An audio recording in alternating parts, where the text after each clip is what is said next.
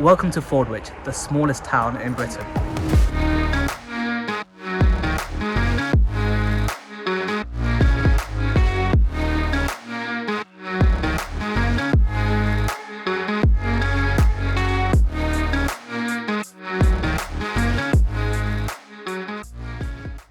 Fordwich is a town in Kent, about 2 miles downstream of Canterbury, which is sort of the next big city.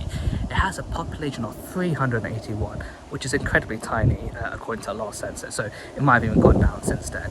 To put things in perspective, where I live in Surrey, I'm pretty sure it has way more people that live on it than this town does. To give a little bit of history, this town was founded or was given town status in 1184 by King Henry II, and it's held a sort of town status since then, apart from a brief part of its history in sort of the 17th and 18th century. So yeah, it's a very remarkable town, and in this video I thought I'd sort of go around the town and see what it has to offer. Just parked up in Fordwich. Parking is a bit difficult in the town, which I'm about to show you. It's sort of really narrow roads, and the only parking there really is all street parking. There are 2 pubs which have their own car parks, but they're only available for the people who go to those pubs. So yeah, if you do want to find like a nice easy car parking space, you might want to get here quite early. So I've reached like one end of the main street in Fordwich, and as you can see, it's very narrow roads. I mean, look at the pavement. That's what, like 30 centimeters wide maybe. It's so narrow. So yeah, this hopefully shows how sort of difficult it is to park around here, and also gives you an idea of how small the town is. Most of the houses in Fordwich are like cottages like this one, sort of very fancy cottages, very fancy houses. I have no idea what the retail value of these houses are, but I imagine it's pretty high.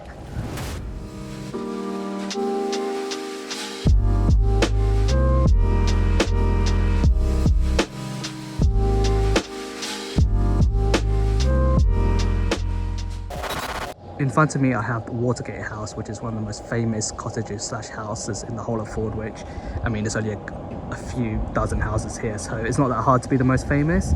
But yeah, this house is famous because it was where the Blackstone family used to live, and in fact you can see a blue sign dedicated to them just right there in the middle.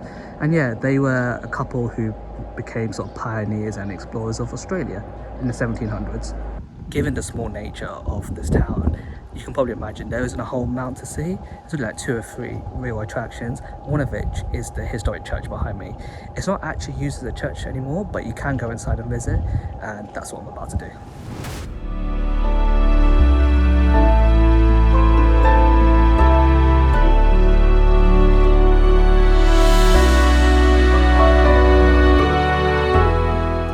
So we're inside the church, and it's just me and my sister inside here, and it feels very, very eerie and very sort of, I don't know, it's a little bit creepy in a way, being the only 2 people inside this really historic church. As you can see, it's just not used at all now. It's in a bit of disrepair actually. There was a sign near the entrance that says that the church needs to raise £1.5 million to sort of fully restore it and carry out some essential repairs. So yeah. But yeah, it's sort of fascinating to go through and sort of explore the church, I guess. The church is open every day from 10 to 3, so if you're ever around Fordwich when the church is open, definitely check it out. It's a quaint little village church, despite it being a bit in disrepair, but it's definitely worth checking out. And we actually spoke to one of the locals when we were inside, and he said that sometimes they open up the church at night for campers to stay in and to sleep in, which seems a bit creepy to me considering it's an abandoned church, but I guess if you're brave enough for stuff like that, then I guess you could do it too. I guess what really classifies Fordwich as a town is that the fact it has its own town hall, and it's right here in front of me. As you can see, it looks very historic. It dates back to 1544. Fun fact, I did a bit of research online before I came today, and it turns out Fordwich has 5 council members who meet once a month to discuss all kinds of town matters. I'm not entirely sure what kind of town matters there is to discuss in such a small town like this, but yeah, they meet once a month. They're usually elected, however sometimes they can be appointed, and there's also an unofficial mayor as well. So you can enter the town hall, but you do have to pay a fee, which sort of goes towards the maintenance and sort of preservation of the town hall. And as you can see, being such an old town hall, a lot of work probably needs to go in every year to maintain it. Fun fact, you can also hire out the town hall for weddings, so if you want a historic place for your wedding, definitely consider the town hall. Sadly, it seems to be gated off at the moment, so maybe it's closed on weekends, so unfortunately I can't visit today. It's about 2 p.m. right now, and me and my sister are pretty hungry. So as I mentioned earlier, Fordwich has 2 pubs, which are the only places you can eat in the whole of the town. One of them is called Fordwich Arms, and the other is called George and the Dragon. The Fordwich Arms is actually a Michelin-starred pub. However, having done some research online, apparently it's ridiculously expensive, and it looks like it's about £60–70 per head. And the local we spoke to in the church said even though that he's lived in the town for 6 years, he's only been to the pub twice. So that shows you how sort of exclusive and expensive it is. So we're going to go to the other pub, the George and the Dragon. It looks a bit more reasonably priced, still a bit pricey, but I feel like I have to try one of the local sort of places on my trip here. We're just outside the pub, and my sister has a fun fact for you guys. Yep, so apparently each day they actually change the menu. So if you want to know what's on the menu for the day you're going, you should wait until the day you're actually going to be here and then look at the menu.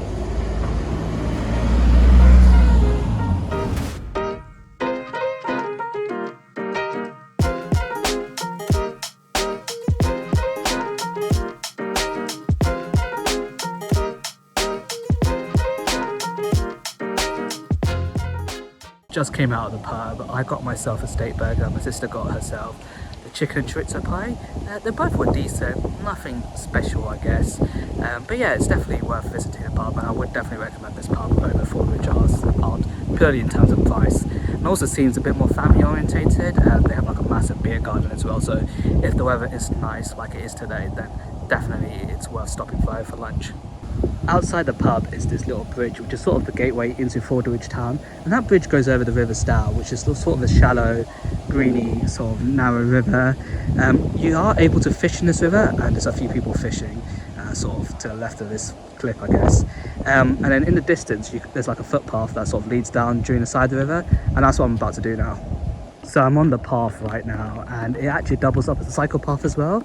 So where I'm walking in the direction towards Canterbury, which is about 2 miles away from here, and then if you walk in the other direction you go towards Dover and Sandwich. And yeah, apparently there's some marshes which is about 15 minutes walk away from where I am right now, so I'm going to walk towards there, sort of see the area and add a bit of scenery to this day. It turned out that actually I was walking in the wrong direction, so I've turned around, I'm going the right direction now towards the marshes. And one thing I thought I should add is, I realised as I was walking that you can also canoe on the river. There's like a canoeing company that's sort of next to the sign I was at the start of this video. So if you're here during the summer, that's another thing you can add to your itinerary of things to do here.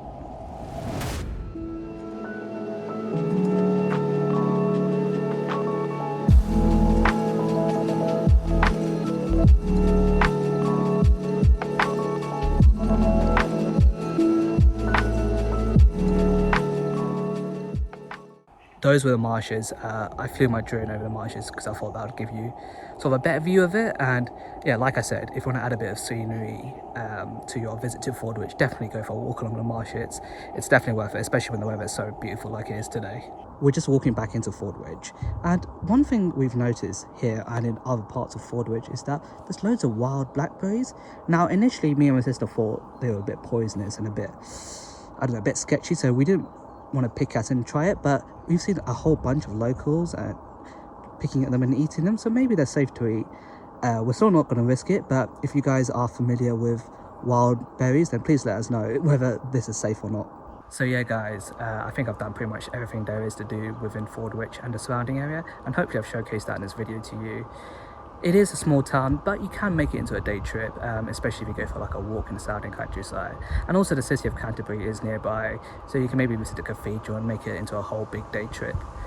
I guess it's time for me to go home, to get in the car now and go home. So hopefully you've enjoyed this video. Make sure you subscribe. I will be back overseas very soon, so subscribe for all of that content. And as always, I hope you guys are doing well, and I'll see you guys in the next one.